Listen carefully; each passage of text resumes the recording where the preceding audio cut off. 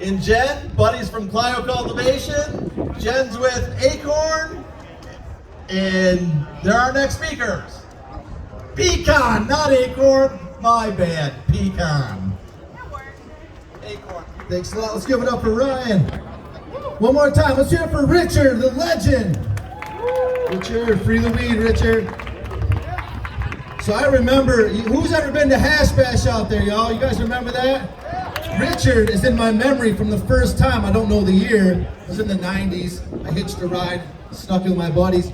But all I remember is getting so motivated by that man right there. Keep saying that over and over.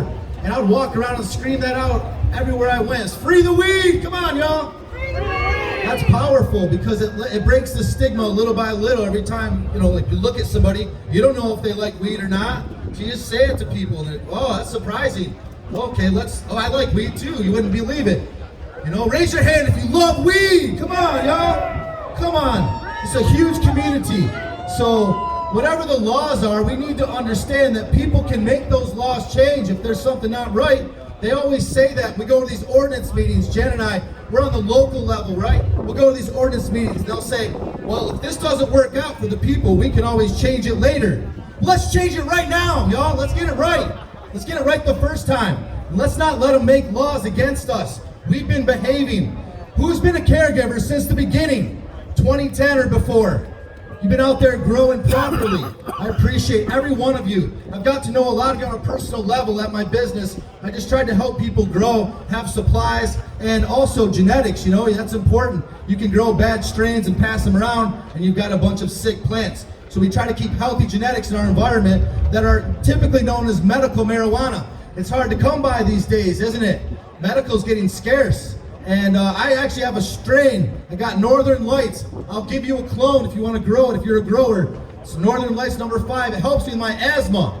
So maybe you can breathe fine, you haven't experienced it, but if you have asthma, I've got a bag of flour in my pocket right now. If you take a hit off a bowl, you'll be able to breathe for 4 hours, plain as day. No problem. It's a miracle, right?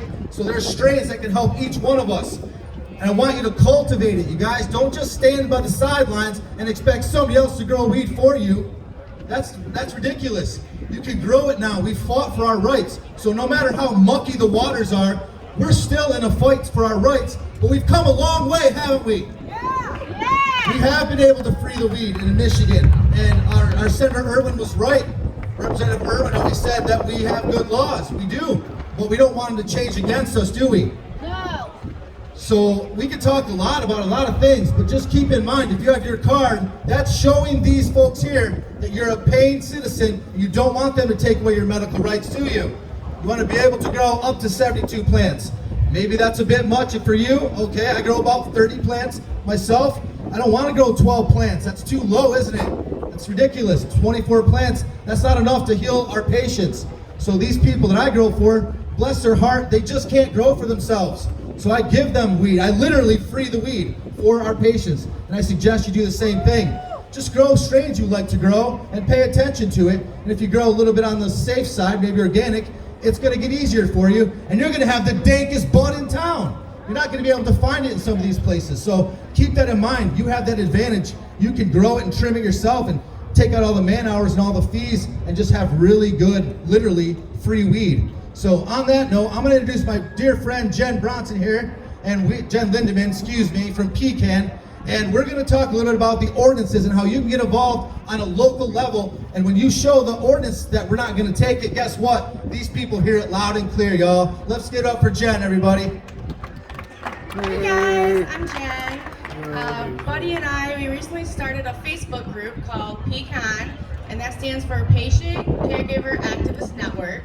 And essentially the sole purpose of this group is to inform all of you about ordinances that are being proposed by your townships. These ordinances include language such as a caregiver cannot consume cannabis with anybody in their home ever, that you need 10 acres to grow cannabis inside your home, that you need a DEA disposal carrier service just to remove a few seeds and a couple of stems. The ordinances go on and on. They're extremely restrictive, and their goal is to prevent any caregivers from operating in their township. These townships are being paid by dark lobby money from these big dispensaries that belong to the MCMA. It really opened my eyes when Buddy and I visited Arbella Township. The planning members did not want an ordinance. They didn't want any of this nonsense. They were absolutely against it.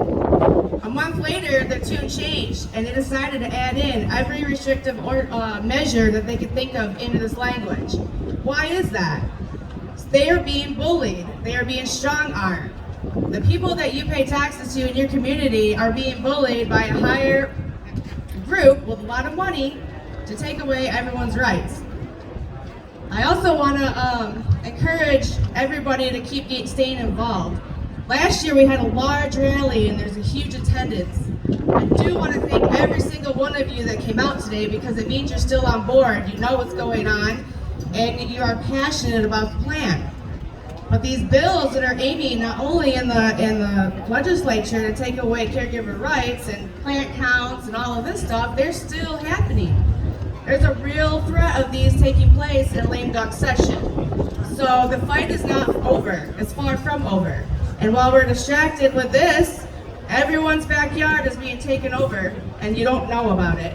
So if you haven't called your township to find out if you have an ordinance that affects caregivers, I highly encourage that you do. And if you find out that you have one, I highly encourage that you let other people know and then you show up and tell your township it's unacceptable. If you want, you can follow us on Facebook, PCAN, P-C-A-N, and let us know if an ordinance pops up so that we can get residents and activists out there. Other than that, we're just doing what we can. Buddy's running his shop, helping everyone grow. We try to keep people informed. And then as much as we can do. But one chant that we do require for PCAN is we say, who can? PCAN! Who can? PCAN! That's right, guys. So enjoy the rally. Thank you for continuing to be educated, and please never stop the fight. All right, let's give it up for Jen, everybody. Come on now. She's a warrior. She goes to these meetings and takes her time. It takes a lot of energy driving around for free and showing up. I'll give you one quick example. We'll get out of here. Tama Township, it's near Birch Run. They didn't put a good ordinance in. We were sleeping. It was holidays. It was December 2021. It says you got to have, get this, 10 acres of land. And you got to be 500 foot from the lot line with your plant, like it's some dangerous object. So don't let these ordinances take over our caregiver law. We can still push it back. Maybe these senators and governors and all these good people here, what if they can make a law that says none of these ordinances exist, and here's the new way we're going to operate. So just let's keep hopeful and keep it growing, family. Thanks so much. Take care.